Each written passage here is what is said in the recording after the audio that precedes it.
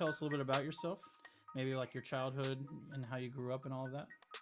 Yeah, I mean, I've been very fortunate. I get to play drums for a living, just like you. So I'm a principal timpanist in the National Symphony in Washington, D.C.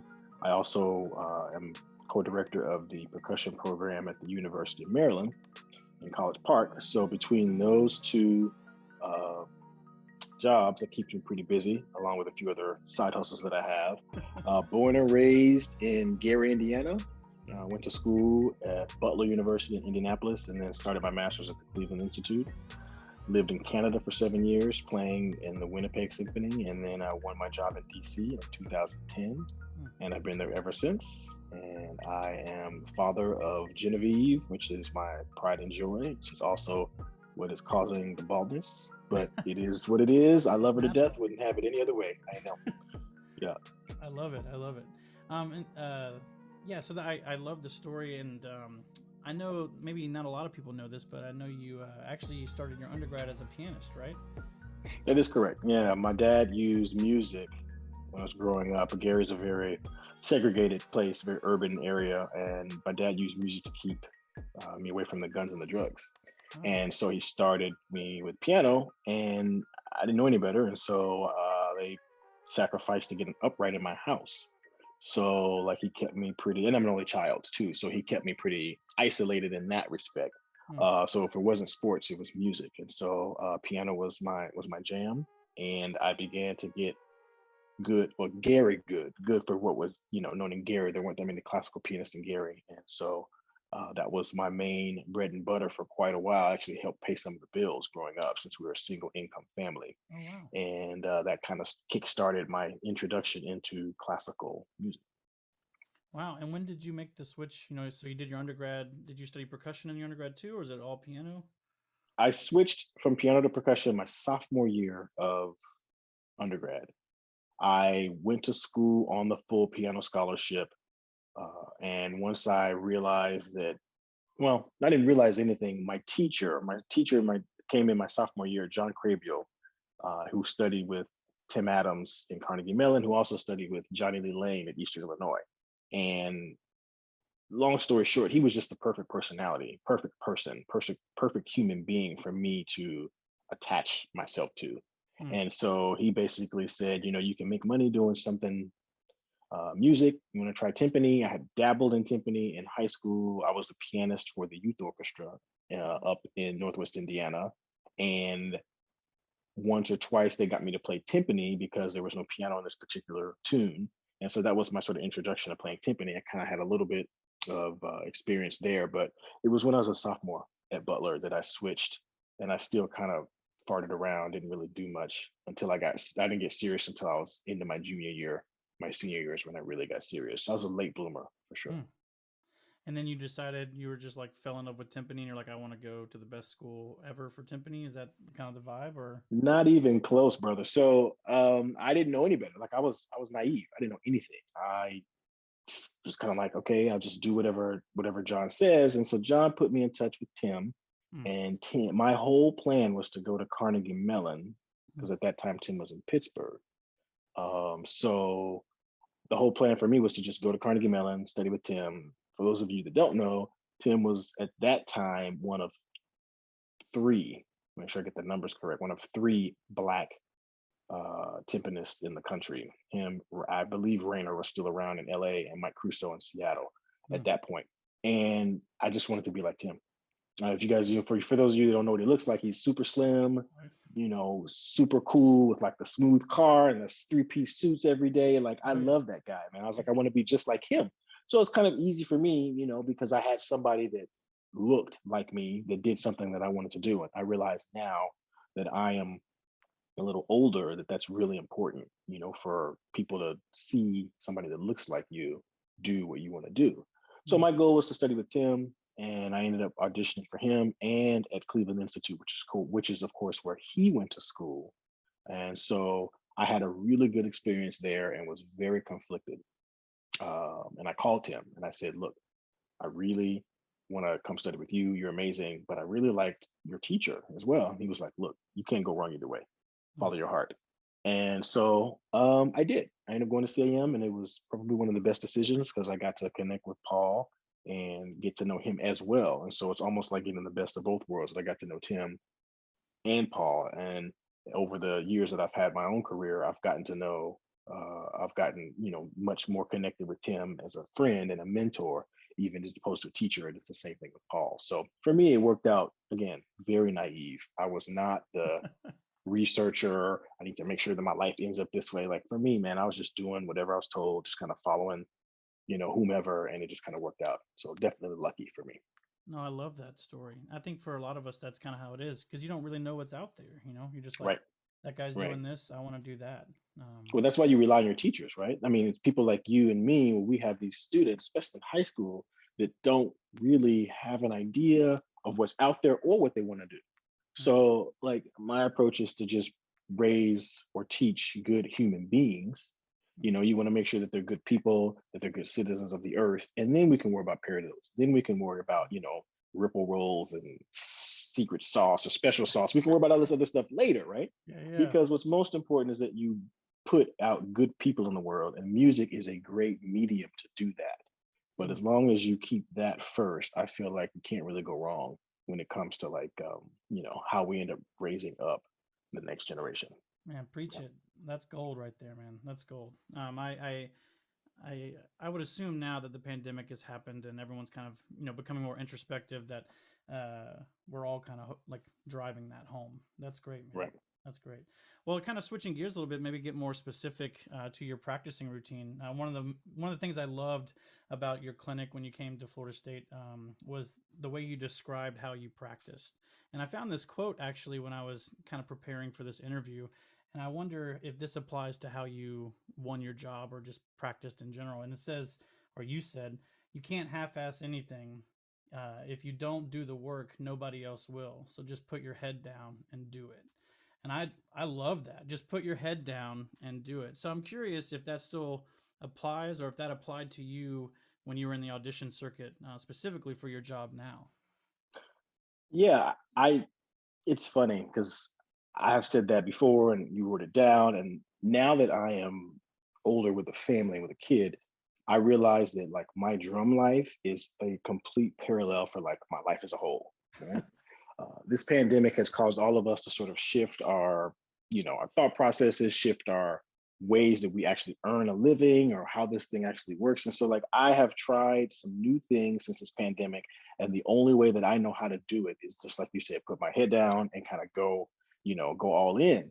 And so with regards to like preparing or practicing, for me, everybody's different. And what makes a good teacher or makes a good educator is if you learn how to adjust your teaching styles to your students, Mm. right? That's what makes a good teacher. But what makes a good performer, in my opinion, or a good player is when they can sort of double down or drill down in the details so that when the time comes, what I like to say is that my average will be better than your best, Mm. right? So that if I have a bad day, my average will still do the job to get the job, right? And so for me, it was a head down situation to prepare for the NSO gig. I mean, for again, not knowing how hard it was for me to win a job, I just basically, decided that I would do as much work as I possibly could, not worry about the competition. Again, in hindsight, now that I know the people that I was up against, they were very, very good, and a lot of them were definitely more qualified and more well known than me. Mm. And when it comes to auditions, I'm sure it's the same way with you getting your job. Like you don't have to be the best player or the best person. You just have to be the best player, the best person that day, Correct. Yeah. right? And so as long as you take that mentality and just do your best and don't worry about the competition, block out the noise. Find a situation that works for you. I'm preparing a couple of students right now for a few military auditions that are coming up, and I use the same sort of tactics, if you will, that I use when I prepare. Like you come up with a game plan, you come up with a game plan for day by day, maybe even hour by hour, Mm. and you just trust the process, right? I'm a sports fan and I'm not from Philly, but the 76ers have been trusting the process for years. And right. And I think that phrase works really well in this situation.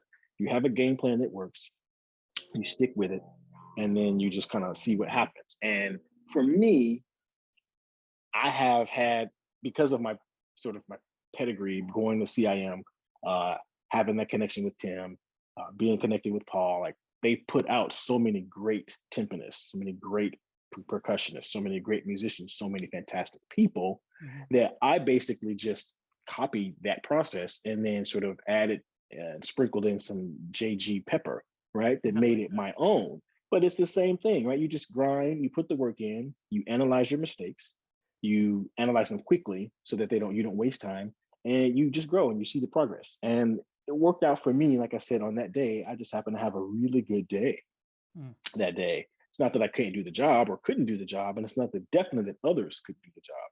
I just worked really hard so that that day, when everything hit the fan, I was prepared. And my preparation for me, I wanted to be so over prepared that if I had a bad day, I would still be in the running. I Mm. just got lucky and had a really good day that day, and I got the job. Yeah. Well, you've kept it, so that's something too. Well, there's that too, right? Yeah. Yeah. That's awesome. I always like hearing that story. I remember you talking a lot about even like trying out different drum heads and like just going through the process of tuning and spending like 45 minutes on one bar at a time and all Mhm. that stuff. I really took that to heart when I was a Very master's annoying, student. Yeah, very no, annoying, Tommy, but necessary. Yes. yeah, Yeah. it worked. So you mentioned a little bit how you're starting to take this process that you're doing and translate it to your students. Can you talk a little bit about that? Like now that you have students that are in the runnings for jobs and doing that sort of thing, how has your practice routine kind of shifted for them? Like, is it more like case by case basis, or is it like you have to reach this level in order to get this job? Like, how do you translate your practice routine to them? The practice routine is the practice routine is kind of the same. I think what I tailor is the approach Mhm. for different student. Like you might have a student, I'll give you an example. Pretty much my first group of students when I got to Maryland, there's one student that was personality wise was very different from me. I'm a very extroverted, excited, like engaging in there, get in there teacher, right? I Mm. want to know who you are. I want to know about your family, like what kind of pizza you like. Like I want to get in there so that we can connect. Because once we can connect on a personal level, then we can connect on a musical level, right? Again, it's about creating good people first, you Mm. know? And so this particular dude, like, was very introverted, sort of really cerebral and like, very shy is not the right word, but very introverted, right? And so he had been at Maryland before I came in. And so then this suit wearing, like, type A brother comes in here and he's like, who is this dude? Like, who is this? And it was you could tell he was very skeptical. You could Mm. tell. And I remember thinking, wow, this guy really has some skills and some talent. So let me try to connect with him the best way that I can for him. So I didn't push, I didn't press. I just kind of, every lesson he came prepared, I came prepared. I didn't, sort of go all in, and slow and steady, he started to open up Mm. and he started to sort of understand, and then I could sort of become more of myself. And if there was a mistake or he didn't do something right, I didn't have to sort of coax him to say, hey, Michael, why don't you want to try that again? Or did you want to think about that different? That's not the way I teach. I'm like, look, that's wrong. Try it again. Lift higher. Make sure that your spacing's even. Like it's all very sort of quick and down and dirty for me. That's how I teach because that's how I learn. But that didn't work for Josh. And once I realized that, he started to bloom and blossom. Mm. And Josh, I think he made the finals for like, I don't know, probably a half dozen gigs back to back to back to back to back. It was crazy.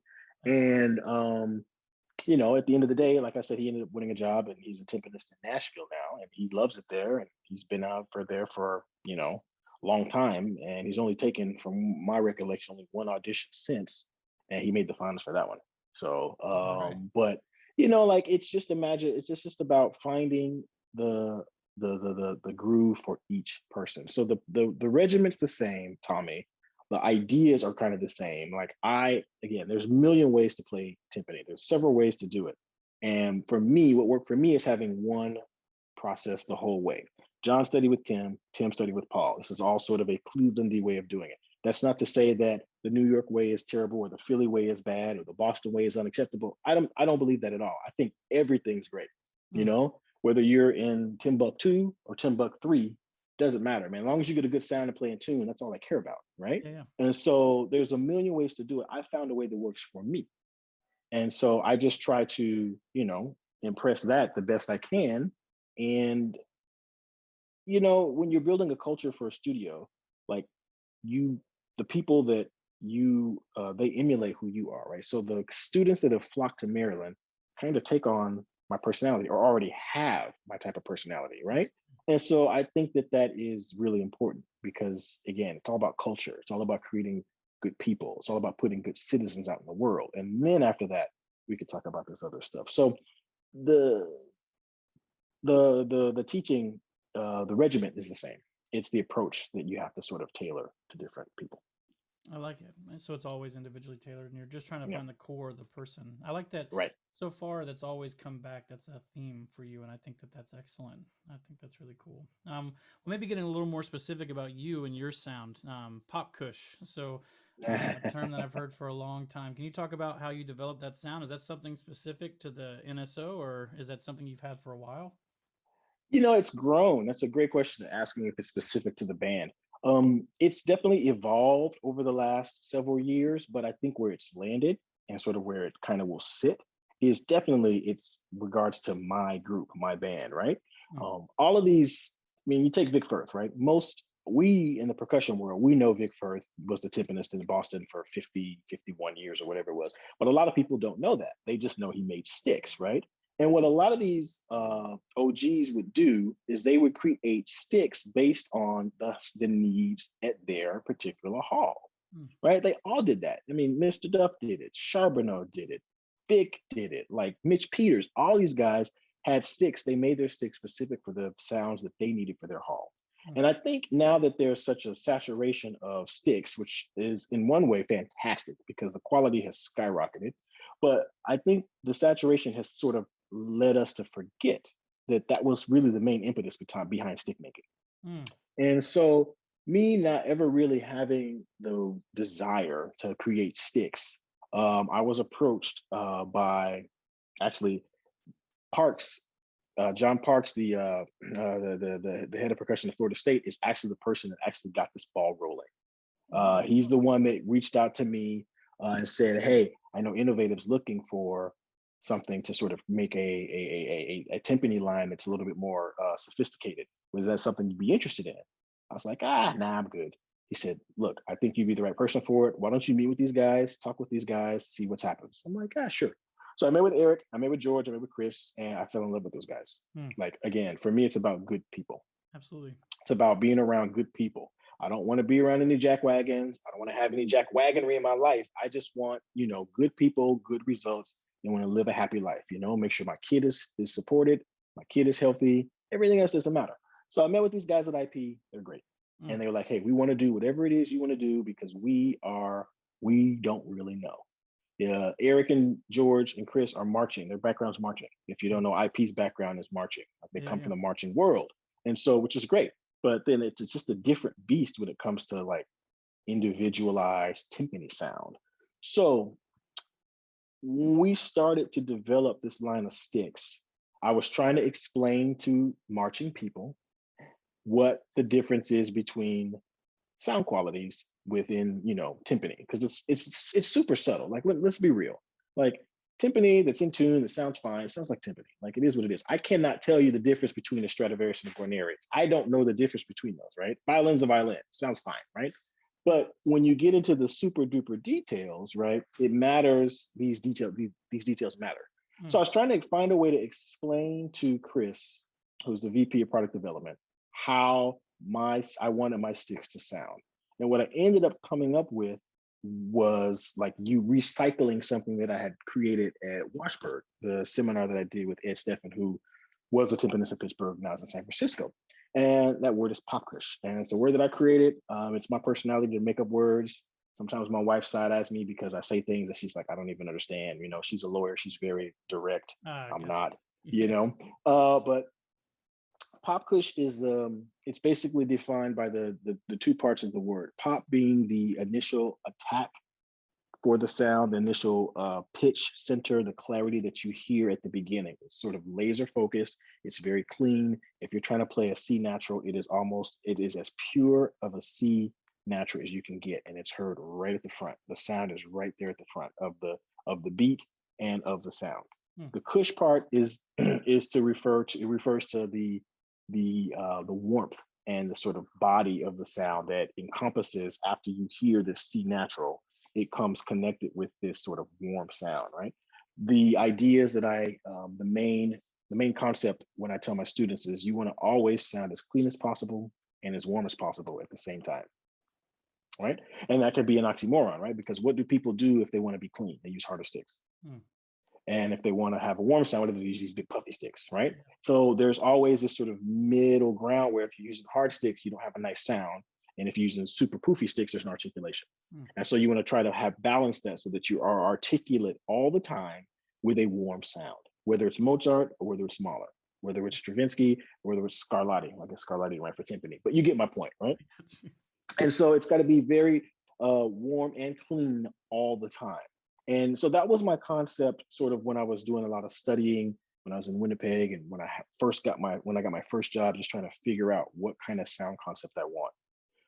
Transition to when I won the job at the Kennedy Center, same sort of thing. I was using the same sticks that I'd been using for years, the hybrid of Clevelanders and David Herbert sticks, who makes great stuff, and like Jeff Luft, who makes great stuff. I was using sort of like a mishmash of sticks. And at the Kennedy Center, it's not a terrible hall. It's not an amazing hall, right? It's very sort of like run of the mill. Like I don't hate it at all. I think it's fine. But timpani do not project in the hall. They don't necessarily speak as much as I like. And so I had to find a way to sort of circumvent that. And there's several ways to do it. I could play louder, right? That'll get it. I could use harder sticks. That'll probably get it, right? I could try to change the placement of where I put my notes in the beat, on the front of the beat. That'll get it. And for me, I ended up deciding that the latter placement was probably the best way for Jauvon. I didn't really want to play that much louder. I think that's one of the reasons why my colleagues like the way I sound, because I don't sort of overpower the band. So I tried to sort of deal with placement. And so with that came, okay, so now that I figured out where the placement wants to be, I have to make sure that the colors are right, the sound is right. And that's sort of where the stick line came through for me at the Kennedy Center. Comparatively to some of the other sticks I use, my sticks have a bit more of a cushy sound to them. So there's a little bit more length to the sound after you hear the initial attack. And that was, Tommy, and I'd be honest, I didn't know this, dude. That was the perfect solution for the stuff at the KC. Awesome. We were doing, I don't know, I must have tried, 120 pairs of sticks. I have 2 boxes full of sticks downstairs in the percussion studio that are basically, prototypes. We tried so many pairs of this, bamboo, graphite, all types of wood, all types of cores. And like the core stuff, the core selections that we ended up finding, and the black felt, which is a little bit more dense and thick than diameter of the white felt, ended up being the perfect choice. And it was totally random. Oh, okay. Totally random. Or at least it was lucky that ended up being what it was. Like I didn't say you have to use black felt and that will make it sound great in the Kingston. We were just trying stuff. Sure. And I was like, well, that kind of works. And I use recordings to, sort of gauge my sound quality and my sound concept. I was like, gosh, it sounds pretty good on these archive recordings. Well, let's go with that. And so it was kind of an evolution. But Pop Kush was at the center of that. So to wrap this long answer up, Pop Kush is the way that I sound. Pop is the beginning, the initial pitch center, and then Kush is the warm, supportive sound that supports that. I love it.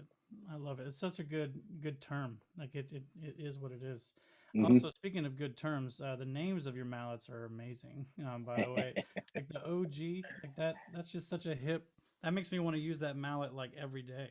That's what it is. That's my go-to stick, man. And that was the OG was the main stick behind the whole line. Everything was sort of expanded after the OG. I think IP calls it the JG4, but for me, it was always the OG. That was the main stick. That's the stick I used the most. And it was basically, I wanted that stick to sound like when I hit it, I hear the people that, paved the way for me.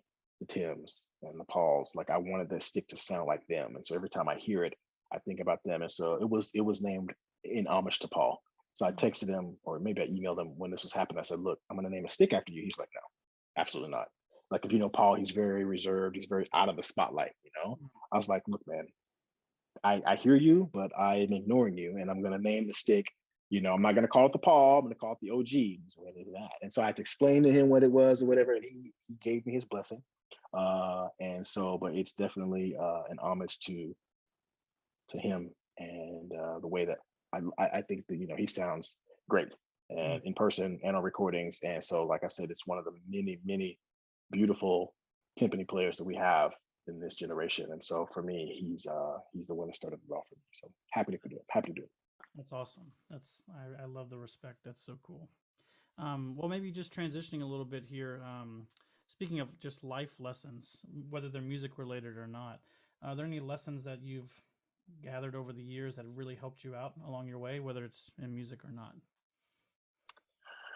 I mean, we've kind of already touched on it. If you can't tell, like for me, it's all about like just making sure that this life is short, you know, 80 years, 70 years, 100 years, it's not that long. Mm. And so for me, I just want to, when I'm on my deathbed, I want to make sure that my kid knows that I love her to the moon and back. I tell her every day, 20 times a day.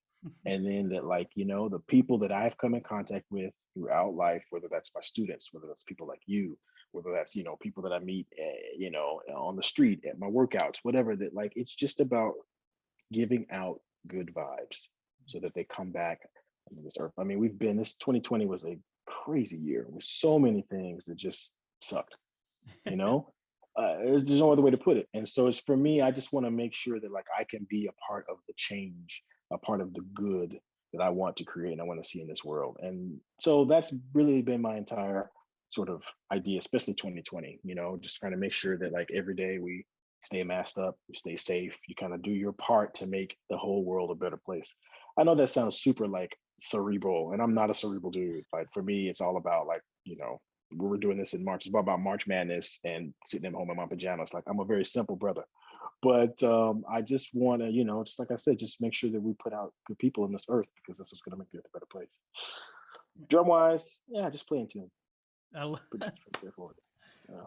Play in tune, man. Yeah. That's awesome. I really like when I do these interviews. I don't know, not all the time do I leave uplifted, but when I hear the same things coming out of your mouth over and